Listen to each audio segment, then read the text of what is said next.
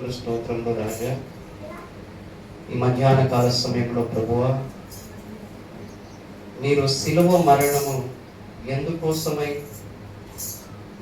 జరిగించారో మరొకసారి మాతో స్పష్టంగా ముఖాముఖిగా మాట్లాడి నీవే మాతో బోధించమని నన్ను నీ శిలువ చాటున మరుగుపరుచుకొని నా నోటి కూరగా మీరుంటున్నాయన నీ జీవపు వాక్కు చేత ప్రతి ఒక్కరి హృదయంలో నింపమని నజరేయుడైన యేసుక్రీస్తు నామమున ప్రార్థించి అడిగి వేడుకొనుచు పొంది ఉన్నాము మా తండ్రి. ఆమేన్, ఆమేన్, ఆమేన్. మొదటి మాటను చూసినట్లయితే నాలుగవ మాటను మొదటిగా మనం చూద్దాము.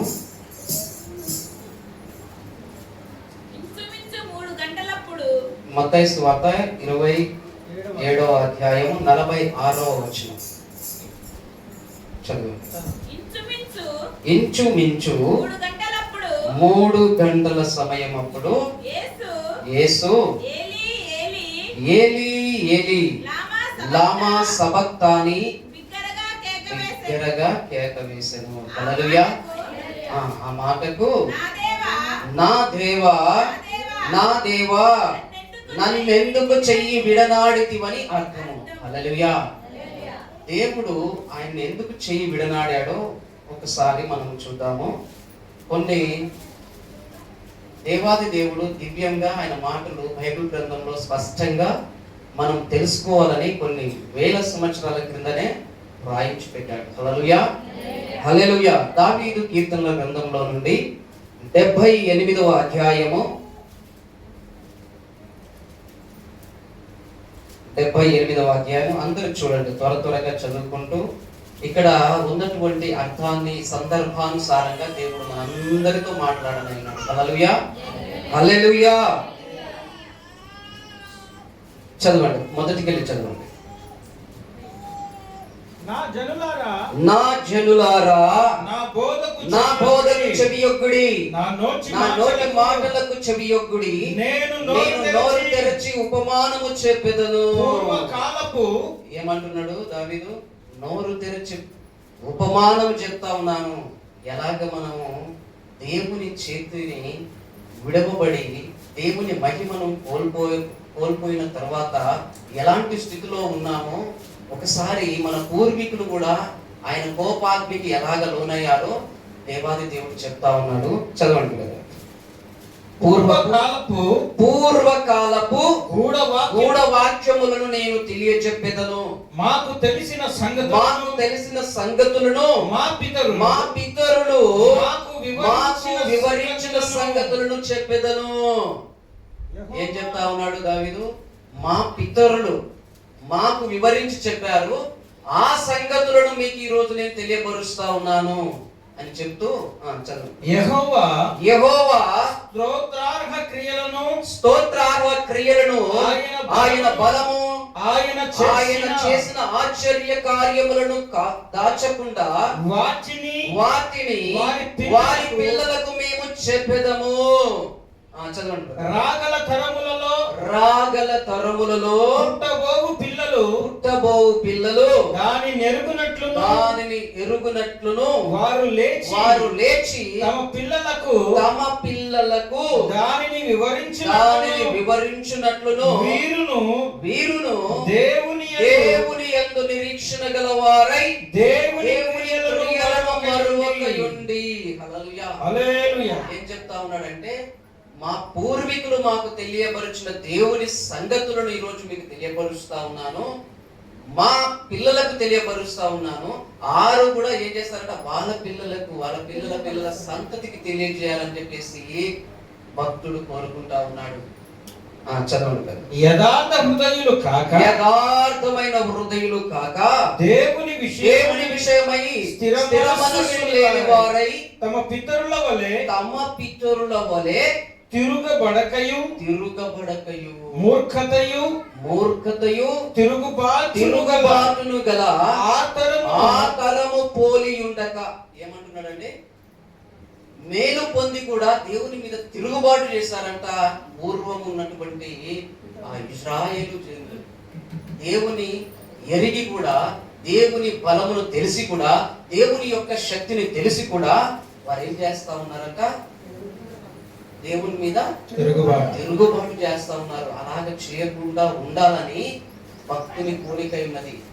అలాగ తిరుగుబడితే దేవుని ఉగ్రతకు లోనైతామని చెప్పేసి చెప్తూ, ఎలాంటి సహాయము అలనాడు పితరులకు దేవుడు చేశాడో, ఆయన ఎలాంటి అద్భుత కార్యాలు వారి ముందు జరిగించాడో, వారిని తరుముతున్న శత్రుమూక నుండి ఎలాగ సంరక్షించాడో, వారి ఆకలిని ఎలాగ తీర్చాడో, వారి దాహమును ఎలాగ తీర్చాడో మరొక్కసారి గుర్తు చేస్తా ఉన్నాడు దావీదు. తన పిల్లలకు గుర్తు చేస్తా ఉన్నాడు. వారిని కూడా తరమున వెంబడి తరములకు గుర్తు చేయమని ఇది ఒక నియమముగా చెప్తా ఉన్నాడు దావీదు. చూద్దాం ఒకసారి, చదవండి. వారు ఆయన ఆజ్ఞలను గైకొనున్నట్లును ఆయన యాకోబు సంతతికి శాసనములను నియమించెను. ఏం చెప్పిండంట దేవుడు? ఆయన ఆజ్ఞలను మీరకుండా, శాసనములను మీరకుండా ఆయన వివరించి చెబుతా ఉన్నాడు. నా శాసనములు ఇలా ఉంటాయని చెప్పేసి చెబుతా ఉన్నాడు. చదవండి. ఆయన యాకోబు సంతతికి తన శాసనములను నియమములను నియమించెను. ఇశ్రాయేలు సంతతికి ధర్మశాస్త్రమును అనుగ్రహించెను. గట్టిగా చెప్పండి కొడదామండి. మనము జాగ్రత్తగా బ్రతకాలని మన పితరులకు ముందే ఏం చేశాడు? ఈ ధర్మశాస్త్రాన్ని అనుగ్రహించాడు దేవుడు. ఆయన శాసనములను రాయించి పంపాడు కదా మోషే ద్వారా. ఆయన నియమాలైనటువంటి శాస్త్రములను రాయించి పంపాడు. ఇదిగో ఇలా ఉండాలి, మీరు ఇలా ఉంటే బాగుంటది, ఇలాగ మమ్మల్ని నన్ను సేవించండి, ఆత్మతో సత్యముతో నన్ను ఆరాధించండి అని దేవుడు చెప్పి మోషేకు ఆ పలకల మీద చెప్పి పంపాడు. అదే ధర్మశాస్త్రంగా వ్రాయబడింది. రాను తర్వాత కూడా అది ఇశ్రాయేలు ప్రజలకు అనుగ్రహించబడింది. ఆయనను సరే ఏం చేస్తా ఉన్నారు చూద్దామా. మన పితరులు తమ పుత్రులకు దానిని తెలుపవలెనని వారికి ఆజ్ఞాపించెను. విండ్లను పట్టుకొని యుద్ధ సన్నద్ధులైన ఎఫ్రాయిము సంతతి వారు యుద్ధ కాలమున వెనుకకు తిరిగిరంట. ఎఫ్రాయిము సంతతి వారంట యుద్ధ కాలమున వెనుకకు తిరిగారంట. ఎందుకు చూద్దామా. వారు దేవుని నిబంధనను గైకొనకపోయిరి. ఏం చేస్తారంట? దేవుని నియమించినటువంటి నిబంధనను లెక్క చేస్తలేరంట. దేవునికి విలువిచ్చేవారుగా లేదంట. ఆయన ధర్మశాస్త్రము నొల్లకపోయిరంట. ధర్మశాస్త్రాన్ని అనుసరిస్తలేరంట. ఆయన క్రియలను ఆయన వారికి చూపిన తన ఆశ్చర్యకరమైన క్రియలను వారు మరచిపోయిరి. హల్లెలూయా. మర్చిపోతా ఉన్నారు. ఎందుకు మర్చిపోతామంటే, ఒక వ్యక్తి చెప్పిన మాటకు విలువ ఇయ్యనప్పుడు ఆ మాటను మర్చిపోతాం మనము. జనరల్ గా చూడండి, ఇక్కడ ఉన్నటువంటి వారు ఎక్కువగా మ్యారేజ్ అయిన వారే ఉన్నారు. భర్త చెప్పినటువంటి మాటను భార్య లెక్క చేయకుండా విలువ ఇవ్వకపోతే ఏమవుతుందంటే ఆ మాట గుర్తుకుండదు. సహజంగా చూస్తే అవునా. భార్య చెప్పిన మాట భర్త విలువ ఇవ్వకపోతే ఆ మాట గుర్తుంటుందా? అలాగే దేవుడి యొక్క ధర్మశాస్త్రాన్ని వాళ్ళు లెక్క పెట్టకుండా, ఆయన చేసినటువంటి ఆశ్చర్య క్రియలు ఎన్నో చేసిండు ఆయన దేవుడు. వాటన్నిటిని కూడా లెక్క పెట్టకుండా వాళ్ళు ఏం చేశారు? మరిచిపోయిరట. హల్లెలూయా. విలువ ఇచ్చినప్పుడు మాత్రమే మనము దానికి హృదయంలో వాక్కుంటాం. ఆ యొక్క మాటను విలువ ఇవ్వాలి. చెప్పే మాటకి విలువ ఇచ్చినప్పుడు మన హృదయం లోతున వెళ్ళి అది బలపరచబడుతుంది.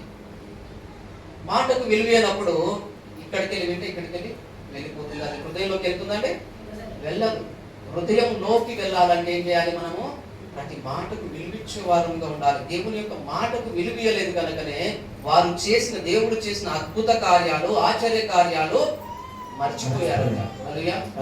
ఏం చేశారు దేవుడు చూద్దామా.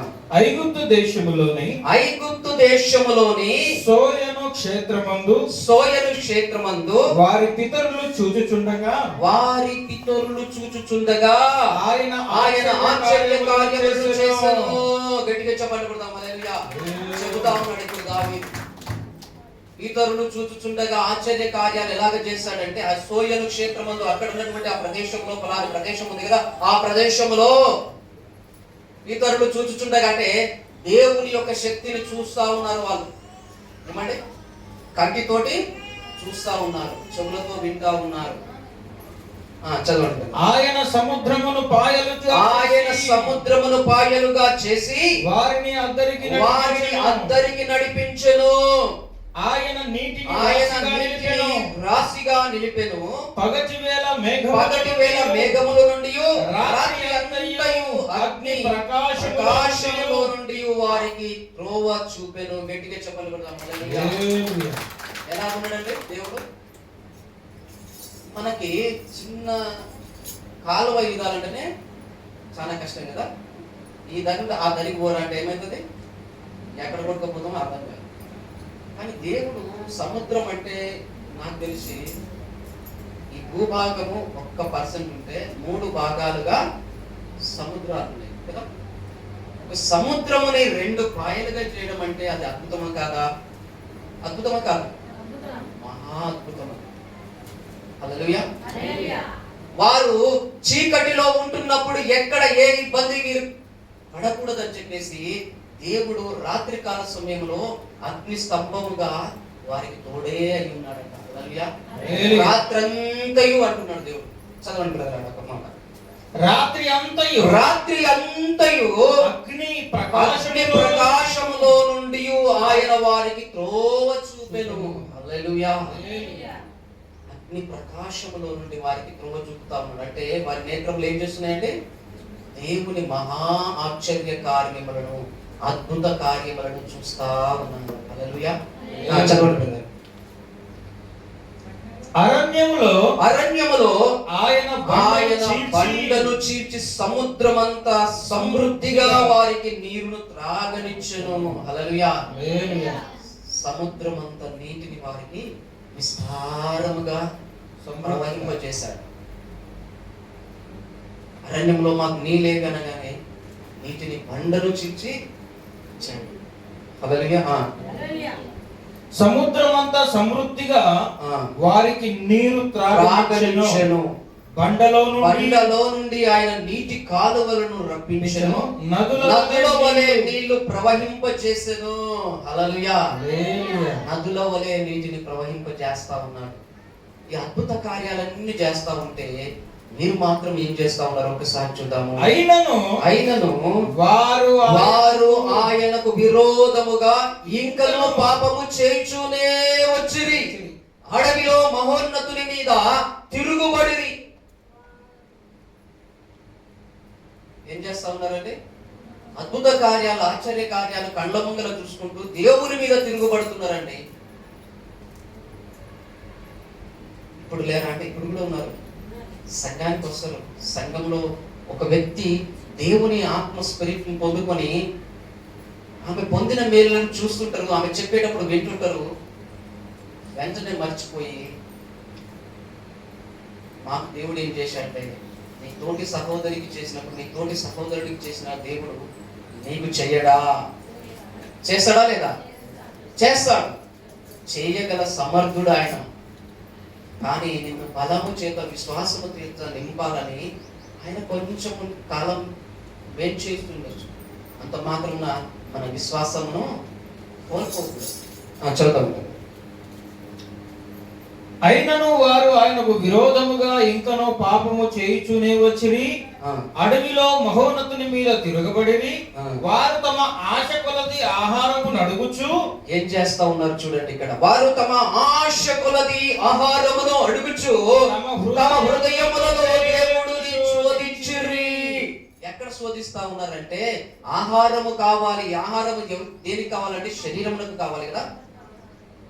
శరీరమునకు ఆహారం కావాలని చెప్పేసి, శరీరమునకు నీరు కావాలని చెప్పేసి, శరీరమునకు రుచికరమైన ఆహారము కావాలని చెప్పేసి అడుగుతా ఉన్నారు. ఆ వారు చేసినటువంటి ఆలోచన ఎక్కడికి వెళ్ళి వస్తుంది? హృదయంలోనికి వెళ్ళి వస్తుంది. అందుకని తిరస్కారం ఎక్కడికి వెళ్ళి వస్తుంది? హృదయంలోకి వెళ్ళి. ఈ శరీరమునకు కావలసినటువంటి అవసరతలను వారు చూస్తున్నారు తప్పితే హృదయములో ఇచ్చే ఆనందము, హృదయానికి ఇచ్చే సంతృప్తికరమైన జీవితము నా దేవుడు ఇస్తున్నాడని గ్రహిస్తలేరు వాళ్ళు. అద్భుత కార్యాలు చేసే దేవుడు మా యొద్ద ఉన్నాడు, ఆశ్చర్యకరముగా ఆయన మమ్మల్ని నడిపిస్తున్నాడు,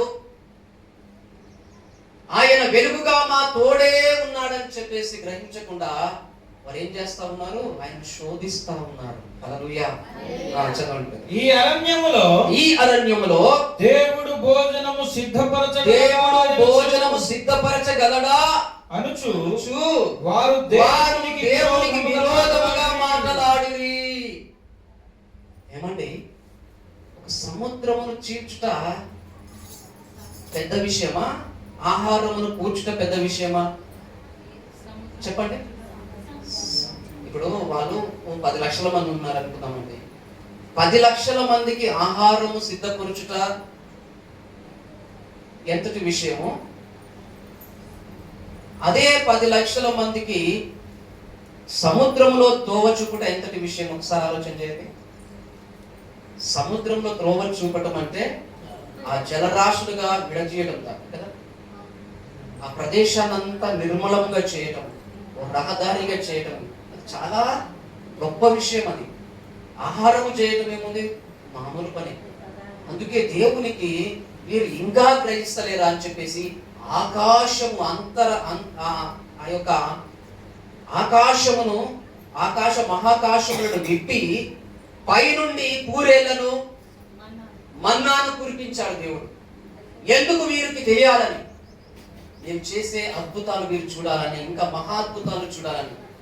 ఆకాశములో దేవదూతలు తినేటువంటి ఆహారమును మీకు ఇస్తున్నాను నేను అని తెలియపరిచాడు దేవుడు. అయినను వారు ఇంకా అంధకారంతోనే నిండిపోయి ఉన్నారట. చూద్దాం ఒకసారి ఆ మాటను కూడా చూద్దాం. చూడండి 23వ వచనం చదవండి. అయినను ఆయన పైనున్న ఆకాశములకు ఆజ్ఞాపించను, అంతరిక్ష ద్వారములను తెరచెను, ఆహారమునకై ఆయన వారి మీద మన్నాను కురిపించెను, ఆకాశ ధాన్యము వారికి అనుగ్రహించెను, దేవదూతల ఆహారము నరులకు భుజించిరి. ఆ నరులు ఎవరంట? శోధించిన వారు. వారికి ఏమిచ్చాడు దేవుడు? దేవదూతలు, శ్రేష్టమైనటువంటి దూతలు భుజించే ఆహారమును వారికి ఇచ్చాడు. ఎందుకోసం అంటే ఈ భూమి మీద చేసే కార్యంలో మీరు చూసి మర్చిపోతున్నారు, అంతకన్నా శ్రేష్టమైన కార్యాలు వీరి కోసం మేము చేయాలని చెప్పేసి దేవుడు ఆకాశములను విప్పి దేవదూతలు భుజించే ఆహారమును మనుషులమైన మన కొరకు పంపించాడు. ఆయనను తిరుగుబాటు చేస్తా ఉన్నారట. చూద్దాం ఒకసారి. ఆయన ఏమేమి ఆహారం ఇచ్చాడు అనేది కూడా కింద రాయబడి ఉంటది. ఆకాశమందు తూర్పు గాలి ఆయన విసరు చేసెను, తన బలము చేత దక్షిణపు గాలిని రప్పించెను, ధూళి అంత విస్తారముగా మాంసమును, సముద్రపు ఇసుక రేణువులంత విస్తారముగా రెక్కలు గల పిట్టలను ఆయన వారి మీద కురిపించెను, వారు దండు మధ్యను వారి నివాస స్థలముల మట్టుకు ఆయన వాటిని రాల చేసెను. గట్టిగా చెప్పగలుగుతాం. ఆయన అద్భుత కార్యాలు చేస్తున్నప్పటికీ కూడా వారు ఏం చేస్తా ఉన్నారంటే దేవుని కోపమును రేపుతా ఉన్నారంట. ఒకసారి చూద్దాం. 31వ వచనం చదవండి. 31వ వచనం. దేవుని కోపము వారి మీదికి దిగెను, వారిలో బలిసిన వారిని ఆయన సంహరించెను. ఇశ్రాయేలులో యవ్వనులు కూల్చెను. ఇంత జరిగిన వారు ఇంకను పాపము చేయుచు ఆయన ఆశ్చర్య కార్యములను బట్టి ఆయనను నమ్ముకొనకపోయిరి. హల్లెలూయా. ఇట్లాంటి అద్భుత కార్యాలు చూసినను కూడా వారు ఇంత జరిగినను వారు ఇంకను పాపము చేచునే ఆయన ఆశ్చర్య కార్యములను బట్టి ఆయనను నమ్ముకొనకపోయిరంట.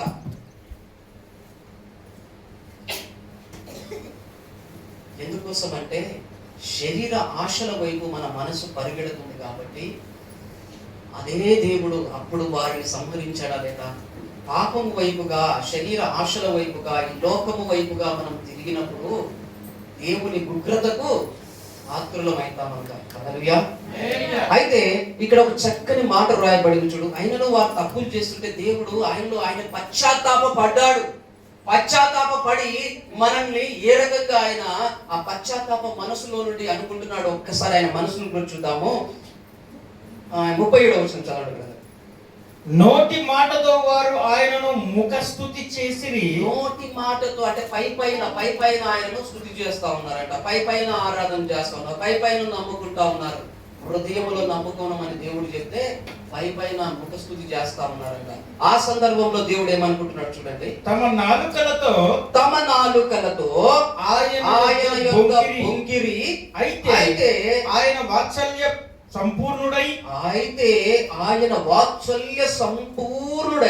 వారిని నశింపచేయక వారి దోషము పరిహరించువాడు, తన ఉగ్రతను ఏమాత్రమును రేపుకొనక పలుమారు కోపము అణుచుకొనువాడు కాగా వారు కేవలం శరీరులై ఉన్నారనియో విసరి వెళ్ళి మరలి రాని గాలివలె ఉన్నారనియో ఆయన జ్ఞాపకము చేసుకొనెను. హల్లెలూయా. ఎలాగున్నామంట మనం? విసరి వెళ్ళి మళ్ళీ రాని గాలివలె ఉన్నారు, వీళ్ళు బలహీనులుగా ఉన్నారు, వీరి స్థితి బాగలేదని చెప్పేసి దేవుడు తన మనస్సులో తలంచుకొని ఏం చేశాడంటే ఈ మహాయజ్ఞం చేశాడు. క్రీస్తుకు మరణమును రాసి పెట్టించాడు. హల్లెలూయా. హల్లెలూయా. క్రీస్తుకు మరణము రాయించి పెట్టిన ఆయన, క్రీస్తు తన చిత్తాన్ని జరిగించాలని ఉందా లేదా ఆయన కోరిక? తన చిత్తాన్ని క్రీస్తు జరిగించాలనేదే ఆయన ఆశ. అందుకే తన ప్రియ కుమారుడిని భూమి మీదకి పంపించాడు. అందుకే ఆయన ప్రియ కుమారుని బలియాగము ద్వారా సర్వలోక మానవాళి పాప పరిహారము జరగాలి. సర్వలోక పాప పరిహారము జరగాలంటే ఆయన బలి జరగాలి.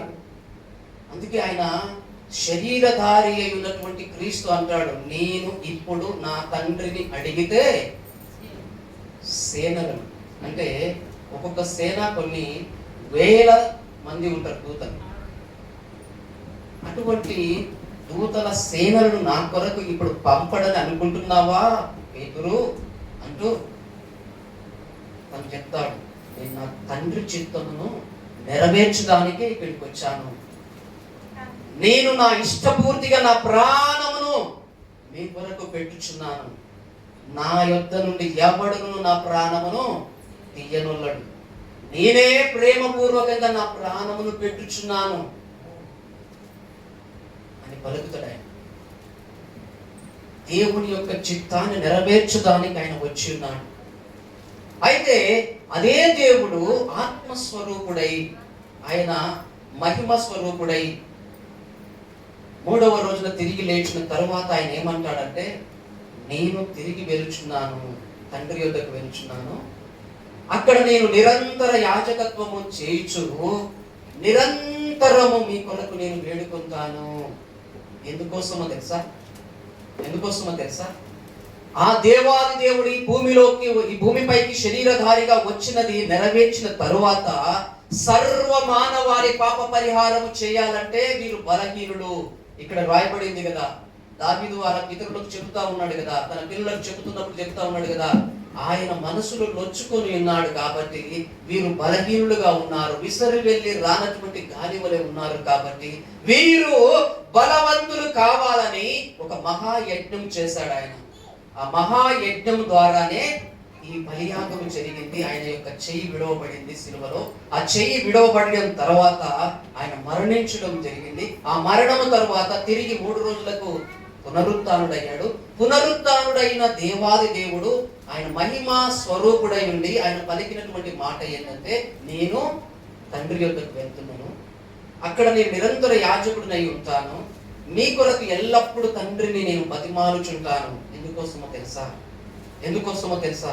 మనం బలవంతులము కావాలని, మనం శక్తిమంతులము కావాలని, మనము అపవాదిని, లోక అధికారిని ఎదిరించాలని ఆయన ఏం కోరుకున్నాడంటే, ఎక్కడ ఎవరు నా నామమున విశ్వాసముతో ప్రార్థింతురో వారి యొద్దకు నేను వచ్చుటకు నా ఆత్మను మీ కొరకు పంపిస్తాను. హల్లెలూయా, గట్టిగా చెప్పండి కొడదాం. నా ఆత్మను మీ కొరకు పంపిస్తాను. ఆ ఆత్మనే మిమ్మల్ని నడిపిస్తుంది, ఆ ఆత్మనే మిమ్మల్ని బలపరుస్తుంది, ఆ ఆత్మనే మిమ్మల్ని శుద్ధీకరిస్తుంది, ఆ ఆత్మనే మీకు పాప పరిహారం చేస్తుంది, ఆ ఆత్మనే ఈ లోకమును జయించే శక్తిని మీకు అనుగ్రహిస్తుంది. గట్టిగా చెప్పండి కొడదాం. హల్లెలూయా, హల్లెలూయా. ఆ ఆత్మ ద్వారా నడిపించబడాలి కాబట్టి దేవుని యొక్క చిత్తాన్ని నెరవేర్చడానికి ఆ సిలువలో ఘోర మరణము పొందాలి కాబట్టి అందుకోసం దేవుడు తన యొక్క ప్రియ కుమారుని యొక్క హస్తమును విడిచిపెట్టాడు. హల్లెలూయా. ఈ కొద్ది మాటలు దేవుడు దీవించి ఆశీర్వదించును గాక. ఆమేన్, ఆమేన్. ప్రార్థన చేసుకుందాం. ఈ 4వ మార్చును బట్టి ప్రార్థన చేసుకుందాం. అందరు తల్లు వచ్చినట్లయితే మన మధ్యలో ఉన్న దుర్గన్న గారు ప్రార్థన చేస్తారు. ఈ 4వ మార్చును